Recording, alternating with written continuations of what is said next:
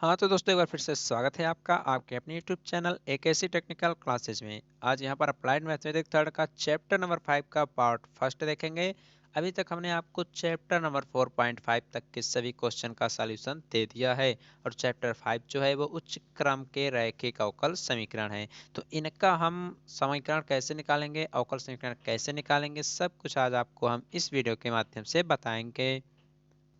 तो ये जो वीडियो है ये है डिप्लोमा और इंटरमीडिएट दोनों स्टूडेंट के लिए। दोनों जो जो आपके इंटरमीडिएट के स्टूडेंट हैं और जो डिप्लोमा कर रहे हैं उन सब के लिए काफ़ी इंपॉर्टेंट वीडियो है। तो आप लोग वीडियो को शुरू से लेकर लास्ट तक जरूर देखिएगा। और हाँ, अगर चैनल पर पहली बार विजिट कर रहे हैं तो चैनल को सब्सक्राइब जरूर कर लीजिएगा, साथ में बेल आइकन प्रेस कर लीजिएगा ताकि इसी तरह की वीडियो के अपडेट रेगुलर आपको मिलते रहें। चलिए देखते हैं। सबसे पहले हम इसका रूल्स पढ़ेंगे। क्या पढ़ेंगे? आखिर हम जानेंगे कैसे कि आपका higher order linear differential equation है। अभी तक आपको रूल्स पता होंगे नहीं कुछ, तो सब रूल्स बताएंगे। उससे पहले आपको बता दें, सभी स्टूडेंट कमेंट करते हैं कि हमें इस सब्जेक्ट का नहीं मिल रहा है, इस सब्जेक्ट का। देखिए, जो भी सब्जेक्ट हम पढ़ा रहे हैं आप लोग चैनल पर विजिट कीजिएगा, सभी भी सब्जेक्ट के प्लेलिस्ट आपको मिल जाएंगी।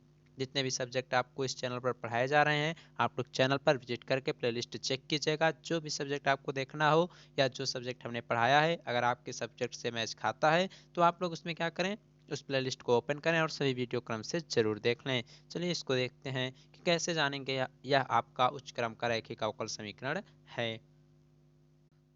यहाँ पर चैप्टर नंबर 5 है। तो यहाँ पर जैसे कि आप लोग क्या जानते हैं रैखिक अवकल समीकरण आखिर होता क्या है। पिछले वीडियो में हमने आपको बताया था रैखिक अवकल समीकरण आपके क्या होते हैं। तो एक ऐसा अवकल समीकरण होता है जिसमें प्रत्यंत चर और उसके अवकल गुणांकों का जो घात होता था वह एक होता था। प्रत्यंत चर क्या होता था? जैसे यहाँ पर y का मल्टीपल हो गया है और यहाँ नीचे भी x देखिए, तो ये सब आपके प्रत्यंत चर होते थे। तो इनका जो गुणांक रहे अगर उनका घात एक समान रहे तो वह आपका रैखिक अवकल समीकरण कहलाता था। तो डिफिनेशन से आपको लेना देना कुछ नहीं है, बस आप लोग कॉन्सेप्ट को क्लियर कीजिए और जो भी एग्जांपल हम अभी आपको बताएंगे, रूल्स पढ़ाएंगे, उसको ध्यान से सुनिए और सभी क्वेश्चन जो आगे के हैं चैप्टर्स के हैं उसको सॉल्व करने का प्रयास कीजिएगा। चैप्टर का सॉल्यूशन भी हम आपको आगे देते रहेंगे। मान लिया हमने n क्रम का कोई एक रैखिक अवकल समीकरण है जो कि D N Y upon D x के पावर n है प्लस a1 है D N minus one into Y upon D x के पावर n माइनस वन है। देखिए, रूल्स अभी आप लोग पढ़ेंगे नहीं, तुरंत ही वीडियो को स्किप कर देंगे। तो हाँ, अगर रूल्स आपने नहीं पढ़ा तो समझ लीजिए एक भी क्वेश्चन आप लोग इस चैप्टर का सॉल्व नहीं कर पाएंगे, क्योंकि इसी रूल्स में ही आपके सभी क्वेश्चन के अलग अलग आंसर बनेंगे। कहीं पर माइनस आएगा तो उसके लिए किस रूल को फॉलो करना होगा, कहीं पर प्लस आएगा तो उसके लिए कौन सा रूल फॉलो करना होगा, कहीं पर ए के पावर ए एक्स आएगा तो उसके लिए कौन सा रूल फॉलो करना होगा। तो सभी रूल्स आपके क्रम से हम बताएंगे, उसके बाद ये चैप्टर आपका हम स्टार्ट करेंगे। तो यहाँ पर ए टू हो गया टी के power n minus two into y d x के power n minus two plus ऐसे ऐसे एन तक जाएगा इज इक्वल टू आपका एक्स हो जाएगा। ये हमने माना है कोई एन क्रम का एक रैखिक अवकल समीकरण है। तो इसमें हम बताते हैं ए क्या है, डी क्या है, एक्स क्या है, सब बताते हैं। तो इसमें जो ए वन ए टू और ए डॉट डॉट एन तक जो है ये आपके एक अचर फंक्शन रहेंगे। यानी जैसे कि यह आपका क्वेश्चन दिया है, यह आपका क्वेश्चन दिया है तो इसका हम थोड़ा यहाँ ऊपर देखिए। मान लीजिए क्वेश्चन आपका इस प्रकार हो गया D two I upon D x square हो गया प्लस हो गया D Y by D X हो गया, इस प्रकार से हो गया। क्या यहाँ पर आपका हो सकता है, यहाँ मान लीजिए आपका मल्टीपल हो गया है, मान लीजिए यहाँ 6 से मल्टीपल हो गया है 6 into D Y by D X, तो ये a1 की वैल्यू तो है 6 है, यही तो a1 की वैल्यू 6 है। प्लस यहाँ पर मान लीजिए y है इज इक्वल टू 0 है, या यहाँ पर e के पावर ax आ सकता है। तो सब आपको बताया जाएगा। तो बस यहाँ इन सब वैल्यू को हमें n के रूप में लेकर चलना है। यहाँ पर n का मतलब आप लोग जानते हैं, a का वैल्यू अचर है यानी 6 7 4 1 2 3 कुछ भी हो सकता है। तो आपका यहाँ क्या है, जो आपका यहाँ a1 है a2 है a डॉट डॉट n जो है ये सब आपके एक अचर फंक्शन रहेंगे जो कि अभी क्वेश्चन में हम आपको आगे बताएंगे। और जो यहाँ कैपिटल x है यह आपका x का ही एक फलन है। यह जब 0 होगा तो उसके लिए कौन सा रूल होगा, जब x की वैल्यू आपका जी एक्स के बराबर होगा। जी एक्स का मतलब यहाँ पर 0 के अलावा कुछ भी आ सकता है, साइन एक्स कॉस एक्स ई के पावर एक्स कुछ भी हो सकता है। तो उस कंडीशन में x की वैल्यू क्या होगी, तो इन सब को हम अभी आगे देखते हैं। देखिए, जब यहाँ पर इस इक्वेशन में मान लीजिए इक्वेशन नंबर फर्स्ट है, इसमें capital X is equal to अगर 0 हो जाएगा, जब यहाँ पर capital X is equal to 0 हुआ तो आपको क्या मिलेगा, आपको मिलेगा सब कुछ सेम टू सेम लिख दिया जाएगा, लास्ट में एक्स की जगह आपका 0 हो जाएगा। तब जब लास्ट में आपका 0 हो जाएगा तो आपका एक होमोजीनियस इक्वेशन मिलेगा। क्या मिलेगा आपको, वह एक होमोजीनियस इक्वेशन मिलेगा जब भी यहाँ पर कैपिटल एक्स की वैल्यू आपको 0 मिलेगी। या आपके क्वेश्चन में दिया है मान लीजिए d2y upon D x square plus दिया है 5 dy by D X plus Y is equal to, अगर कहीं पर जीरो दिया है तो यह आपका एक समघाती अवकल समीकरण होगा। इस टाइप के क्वेश्चंस में जो आपका higher order linear differential equation solve कराया जा रहा है, तो अभी क्वेश्चंस आएंगे तो वहां पर हम आपको समझा देंगे। तो इतना बस आपको करना है किस कंडीशन में, तो केवल आपकी इक्वेशन दिए गए थे। अब आपका एक डिफरेंशियल ऑपरेटर होता है, वो क्या होता है उसको समझते हैं, जिसे आप लोग हिंदी में अवकल संकारक बोल सकते हैं। इसको देखते हैं, तो देखिए इसका मतलब क्या होता है।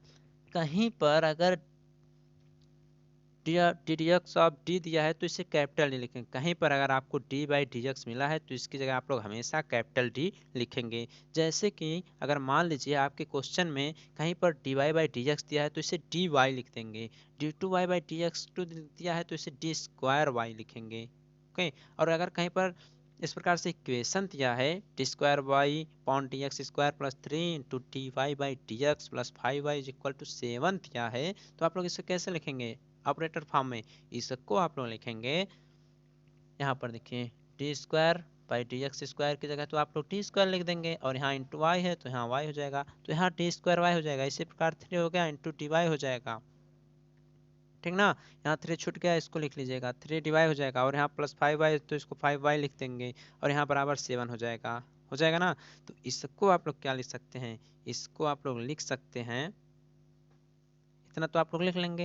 लेकिन हाँ, इसको ऐसे नहीं रहने देना है। यहाँ पर आपका डी स्क्वायर हो जाएगा प्लस 3d हो जाएगा प्लस 5 हो जाएगा, और यहाँ आपका y कॉमन हो जाएगा इज इक्वल टू 7 हो जाएगा। या इसे आप लोग f इंटू डी वाई, यानी जो d है ये सब d के फंक्शन है इंटू वाई का मल्टीपल है इसमें, इक्वल टू 7 हो जाएगा। तो आप लोग ध्यान दीजिएगा, कहीं पर भी अगर डी बाई डी एक्स दिया है तो उसको हमेशा कैपिटल डी के रूप में लिखना है, और एक एग्जाम्पल भी हमने आपको बता दिया। तो यही सब कॉन्सेप्ट हैं, जो लोग इसको पढ़ेंगे नहीं डायरेक्ट क्वेश्चन सॉल्व करेंगे तो उनको ये समझ में आएगा ही नहीं कि कैसे ये सब किया जा रहा है। अब आगे देखते हैं इसको, इतना हो गया। और हाँ, अगर कहीं क्वेश्चन आप लोग सॉल्व कर रहे हैं, कहीं पर अगर आप लोग क्वेश्चन को सॉल्व कर रहे हैं और टोटल सॉल्व करने के बाद, यानी अभी आपका y बराबर आएगा C F plus P I आएगा, तो ये सब क्या होता है अभी सब आगे बताएंगे। तो इन सब में d और 1/d का यूज होगा। तो अगर कहीं पर कैपिटल D आपको मिला तो उसका मतलब समझ जाइए d बाई डी एक्स है। यानी अगर क्वेश्चन में लास्ट में सॉल्व करते करते कहीं पर डी आ गया कैपिटल डी, तो समझ लीजिए उसका भी एक बार हमें आकलन करना है। और हाँ, कहीं पर अगर डी इनवर्स का मतलब अगर 1/d आ गया तो उसका मतलब समझ जाए क्वेश्चन में अभी हमें इंटीग्रेशन करना है, यानी हमारा क्वेश्चन अभी पूरी प्रकार से सॉल्व नहीं हुआ है। तो इन सब बातों को भी ध्यान दीजिएगा और इसको नोट डाउन करते हुए चलिएगा, अपने नोट्स में लिख लीजिएगा। इन सब का यूज अभी क्वेश्चंस में होने वाला है। तो जब इतना हो जाएगा, यानी आपने क्या निकाला, आपने देखा अभी तक n क्रम का रैखिक अवकल समीकरण देखा, डिफरेंशियल ऑपरेटर देखा। अब आगे देखेंगे इसमें हम कंप्लीट सॉल्यूशन यानी सी एस, क्या देखेंगे सी एस। अब यहाँ पर कंप्लीट सॉल्यूशन, जैसे कि जब आपका क्वेश्चन में सब कुछ चेंज करते हुए देख लेंगे कि यह किस रूप का है किस रूप का नहीं है। जैसे कि क्वेश्चन आपका D two Y upon D x square के रूप में दिया है तो इसको डी वाई के रूप में लिख लेंगे। उसके बाद और आगे सॉल्व करते हुए हम आगे चलेंगे तो वहाँ से हमें कंप्लीट सॉल्यूशन चाहिए, यानी उसको हमें सॉल्व करना है। तो उसको हम कैसे सॉल्व करेंगे, तो देखिए कंप्लीट सॉल्यूशन जैसे आप लोग सी एस बोल सकते हैं। तो जो आपका इक्वेशन दिया गया था वो क्या था, वही यही तो इक्वेशन था जो आपके सामने लिखा है, यही क्वेश्चन था ना, यही तो दिया गया था। अब इसी को हमें कंप्लीट सॉल्यूशन यानी पूरी तरह सॉल्व करना है। तो कैसे सॉल्व करेंगे, तो देखते हैं कैसे हम लोग इसको सॉल्व करते हैं। देखिए इसके लिए आपको निकालना होता है, एक सी एफ होता है जिसे आप लोग बोलते हैं कॉम्प्लीमेंट्री फंक्शन, एंड दूसरा होता है पी आई जिसे आप लोग बोलते हैं पार्टिकुलर इंटीग्रल। क्या बोलते हैं, पार्टिकुलर इंटीग्रल बोलते हैं। तो अब बताएंगे कि आप लोग पी आई कब निकालेंगे और सी एफ कब निकालेंगे, जब भी कंडीशन आपको दी गई है आगे।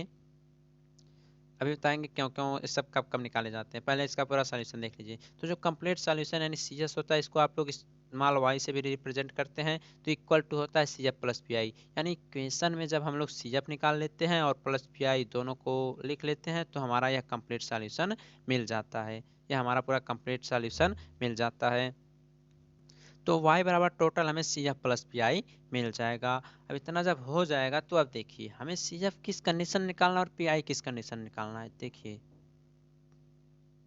तो यहाँ पर जब भी आपको x की वैल्यू 0 मिलेगी, इक्वेशन देखिएगा, जब भी आपका यह इक्वेशन दिया रहेगा, हमने बताया d2y upon D x square plus D Y by D X कुछ भी किसी भी रूप में हो, अगर यहाँ पर x की वैल्यू आपकी 0 है तो आप लोग ये जान जाइएगा कि आपको पी आई यानी पार्टिकुलर इंटीग्रल नहीं निकालना है। आपको पार्टिकुलर इंटीग्रल यानी विशेष समाकलन जो है उसको नहीं निकालना है। क्वेश्चन आप लोग ध्यान से सुन लीजिए, कहना क्या चाह रहा है क्वेश्चन।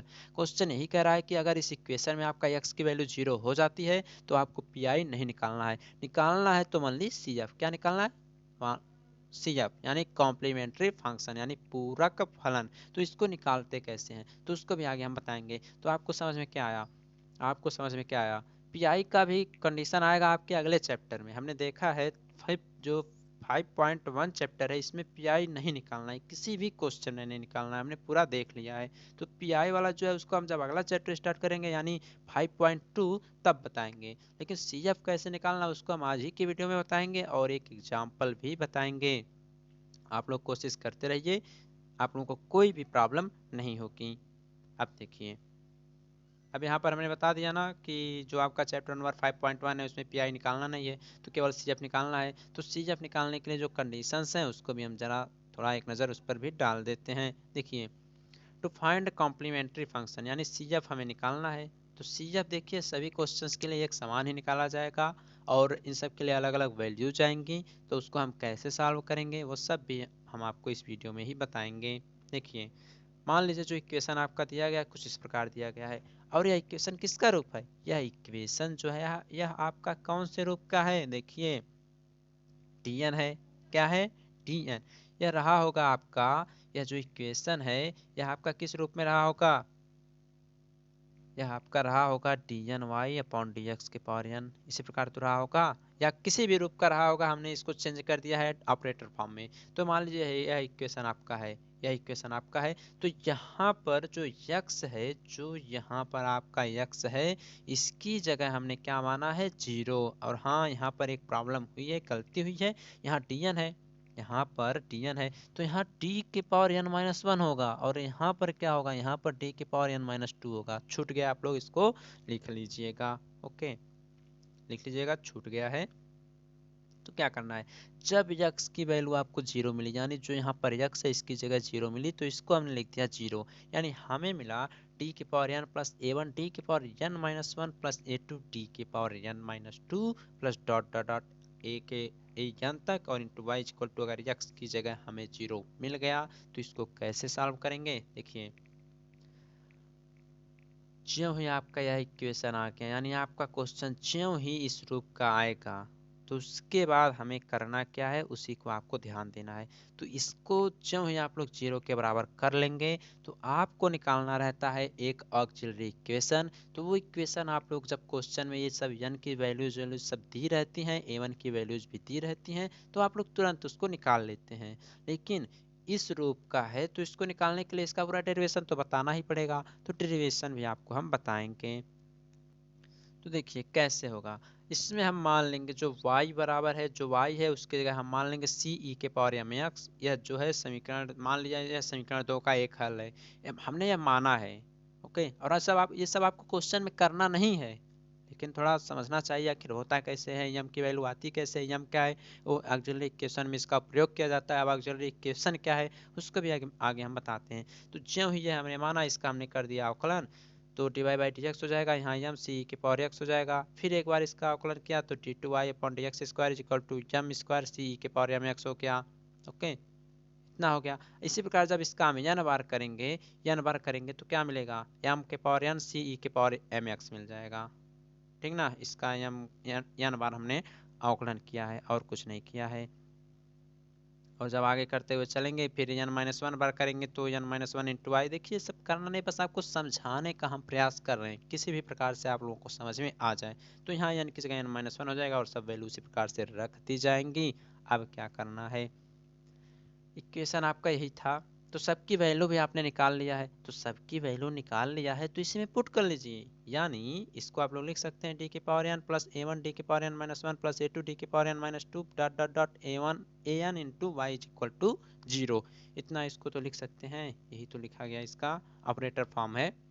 अब dn की वैल्यू क्या आई थी, dn की वैल्यू क्या आई थी, देख लीजिए dn की वैल्यू क्या आई थी, यहाँ पे dn की वैल्यू यही तो आई थी, m के पावर n c e के पावर m x। तो देखिए इसी को तो यहाँ लिखा हमने, इसी को तो यहाँ लिखा है सी एम के पावर यानी के पावर एम एक्स, इसकी जगह n माइनस वन था, n माइनस वन कर दिया, इक्वल टू यहाँ टोटल जीरो हो गए। सब लास्ट में आप लोग वाई वाई सब लिख लीजिएगा, वैसे सब यूज के नहीं है, समझाने के लिए कह रहे हैं। अब यहाँ से क्या होगा, यहाँ से क्या होगा, आपको देखिए सी ई के पावर एम एक्स सभी में कॉमन रहेगा, क्या रहेगा सी, यहाँ देखिए सी शायद छूट गया है, सी यहाँ आप लोग यहाँ लिख लीजिएगा, यहाँ सी छूट गया है, तो सी ई के पावर एम एक्स सभी में कॉमन हो जाएगा। तो आप लोगों का यह मिलेगा एम के power n plus a one m के power n minus one plus a two m के power n minus two dot dot dot a n is equal to zero तक मिल जाएगा।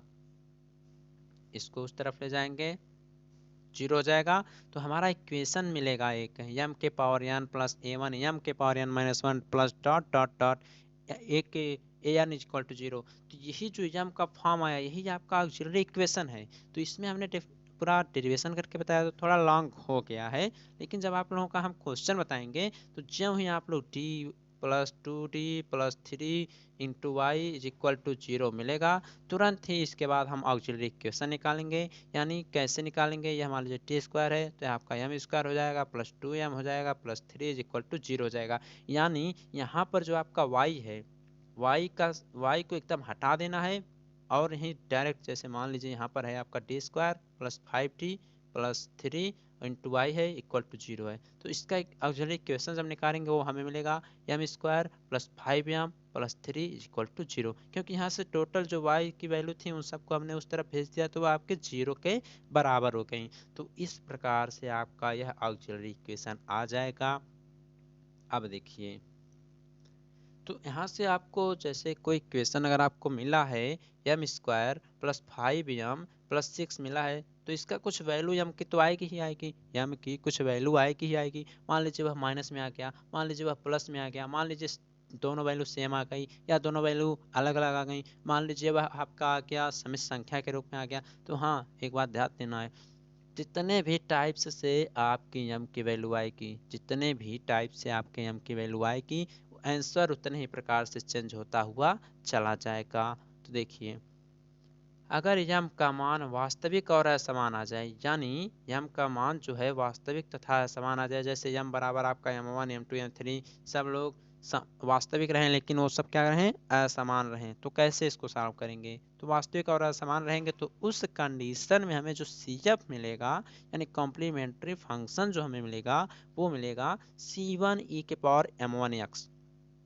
अभी इसका एग्जांपल, यानी C1 आपके हर क्वेश्चन में लिखा जाएगा, E के पावर हमेशा लिखा जाएगा, M1 की वैल्यू मान लीजिए 5 आया तो 5 लिखा जाएगा और यहाँ x हो जाएगा बस। और C2 E के पावर M2 x हो जाएगा, C3 E के पावर M3 x हो जाएगा। मान लीजिए एग्जांपल के लिए, मान लीजिए एग्जांपल के लिए इस कंडीशन में M1 की वैल्यू माइनस वन आ गई, M2 की वैल्यू 2 आ गई, M3 की वैल्यू माइनस थ्री आ गई, M4 की वैल्यू 5 आ गई, तो क्या करने, CF कैसे निकालें। तो ये सब जो वैल्यू है ये सब वास्तविक तो हैं लेकिन क्या है, असमान है। तो हमें सी एफ जो मिलेगा वो मिलेगा सी वन ई के पावर माइनस एक्स होगा, क्योंकि minus one into X minus X हो जाएगा, प्लस सी टू ई के power M two X, M two को वैल्यू टू है तो टू एक्स हो जाएगा, प्लस सी थ्री ई के power three X, M three X है तो सी थ्री ई के पावर एम की वैल्यू माइनस थ्री है तो minus three X, plus C four E के पावर एम फोर एक्स है तो सी फोर ई के पावर एम फोर की वैल्यू फाइव है तो फाइव एक्स हो जाएगा। तो यह किस कंडीशन में है, यह इस कंडीशन में सी एफ की वैल्यू जब मान वास्तविक तथा असमान रहें। ओके, तो यहाँ पर आपको मिल गया एग्जाम्पल में इसका बता दें। इसका एक सेकंड एग्जाम्पल आपका इस प्रकार से भी हो सकता है, अगर मान लीजिए m1 की वैल्यू 2 आ गई, m2 की वैल्यू 3 आ गई, m3 की वैल्यू 7 आ गई, तो जो हमें CF मिलेगा यानी कॉम्प्लीमेंट्री जो फंक्शन हमें मिलेगा वो क्या मिलेगा, हमने आपको क्या बताया अभी तक बताया CF मिलेगा C1 e की power m1x plus C2 e की power m2x plus C3 e की पावर m3x, तो वही सब इसमें भी है। C1 हो गया ई की पावर m1 x यानी m की वैल्यू 2 है तो 2x हो गया, उसी प्रकार C2 e की पावर m2 x, m2 की वैल्यू 3 है तो C2 e की पावर 3x। नेक्स्ट आगे भी चलेगा C3 e की पावर 7x। तो यह किस कंडीशन में था, CF बराबर C1 e के power m1 x plus C2 e की power m2 x plus C3 e की पावर m3 x। यह किस कंडीशन के लिए था, यह था जब आपका m का मान वास्तविक तथा असमान रहे। तो जो सेकंड आएगा आपका इसमें,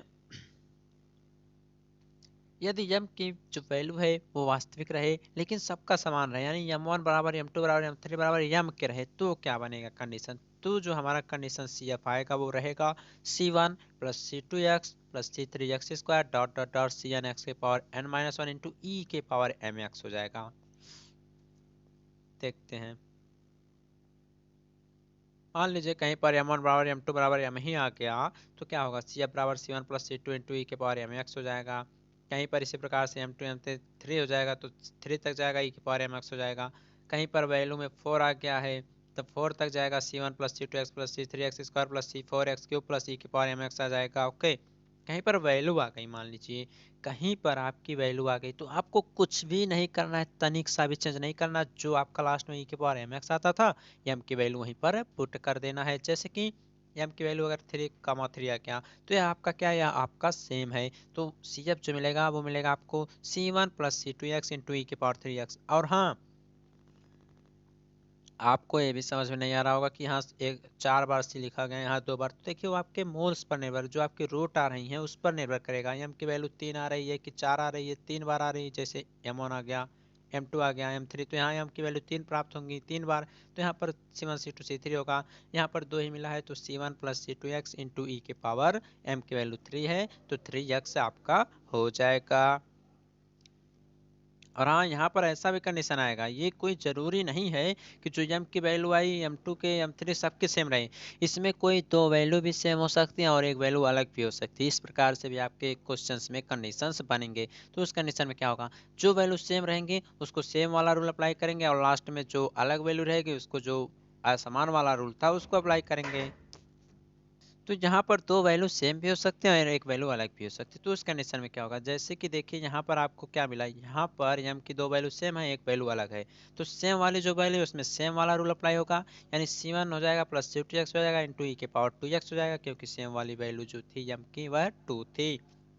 प्लस करेंगे C3 करेंगे, C3 की वैल्यू यहाँ पर 4 के बराबर आ जाएगी, यानी यहाँ m की वैल्यू 4 के बराबर आएगी, तो यहाँ C3 इंटू ई के पावर 4x को अलग से हम लिख देंगे। उसी प्रकार से आगे भी कुछ अलग कंडीशन होने वाला है आपका।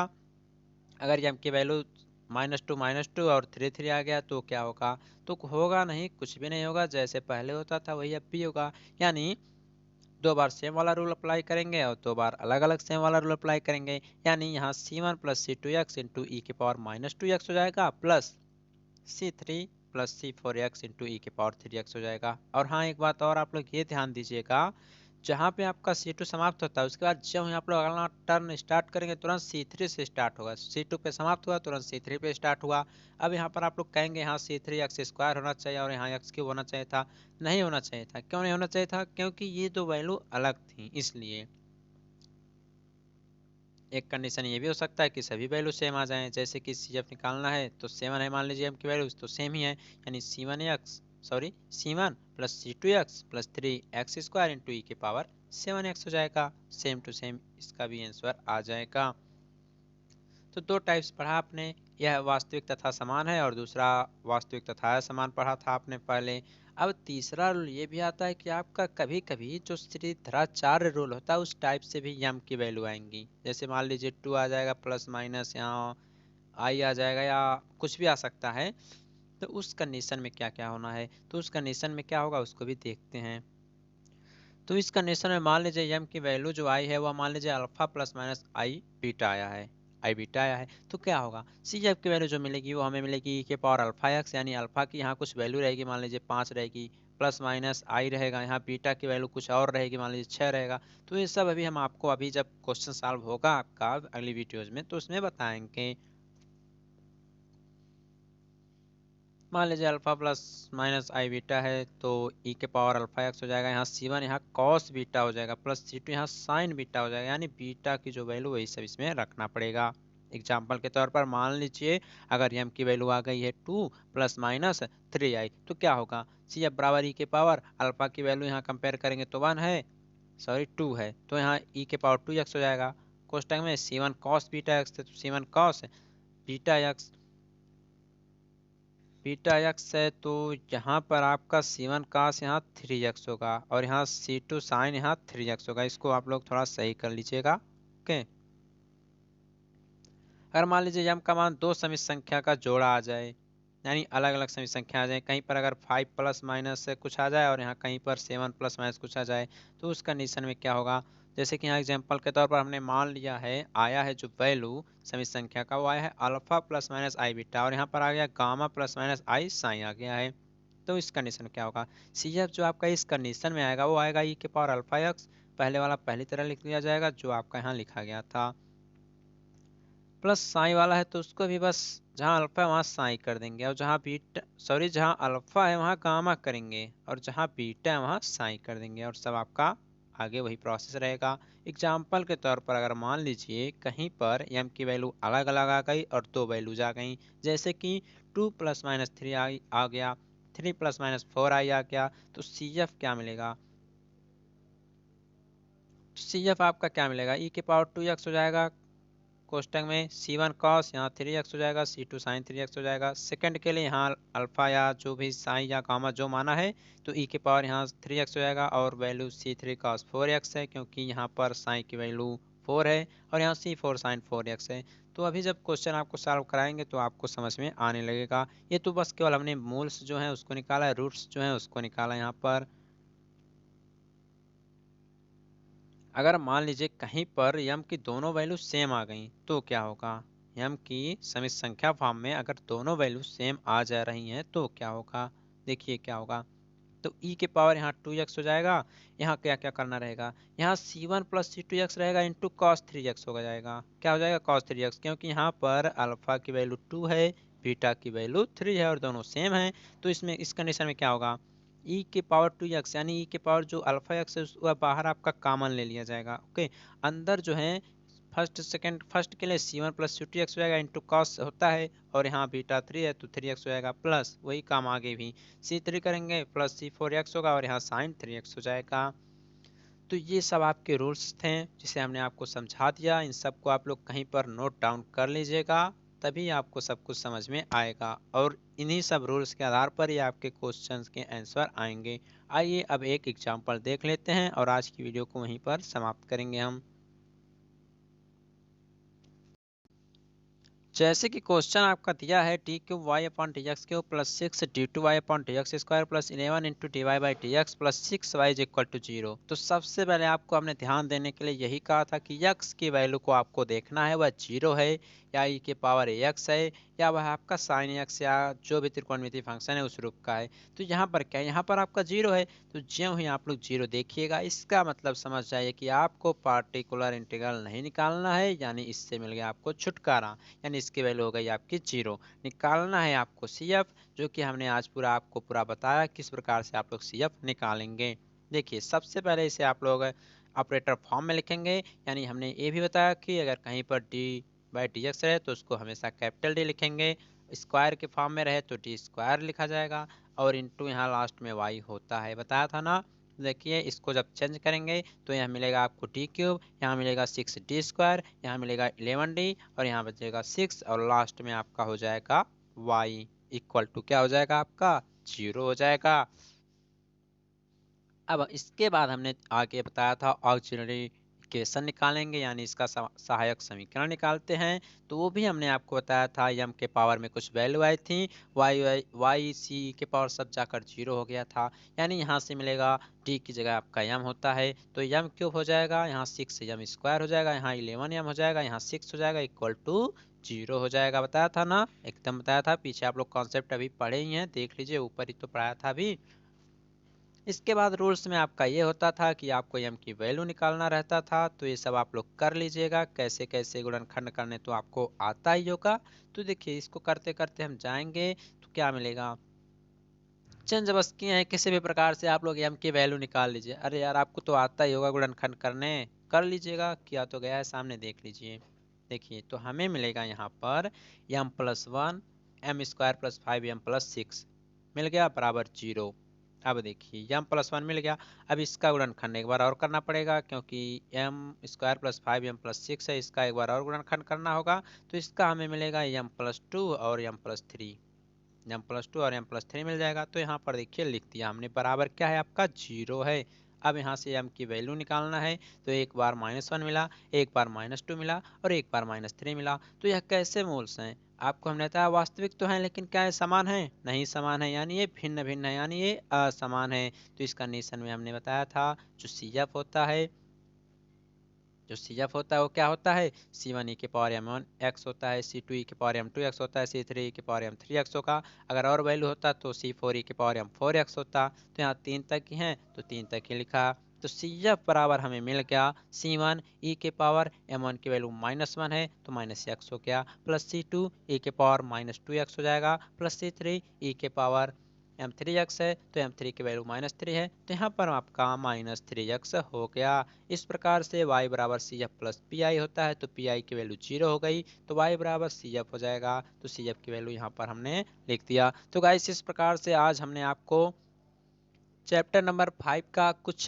रूल्स समझा दिया आपको। और हाँ, इसी रूल्स को अगर आप लोग फॉलो करेंगे तभी आपके चैप्टर के क्वेश्चन सॉल्व हो पाएंगे। तो आई होप कि आपको सभी जो भी टॉपिक्स हमने पढ़ाया समझ में आया होगा। अगर आया होगा तो इस वीडियो को अपने सभी फ्रेंड्स के पास शेयर कीजिएगा और इस वीडियो को लाइक जरूर कर दीजिएगा। धन्यवाद।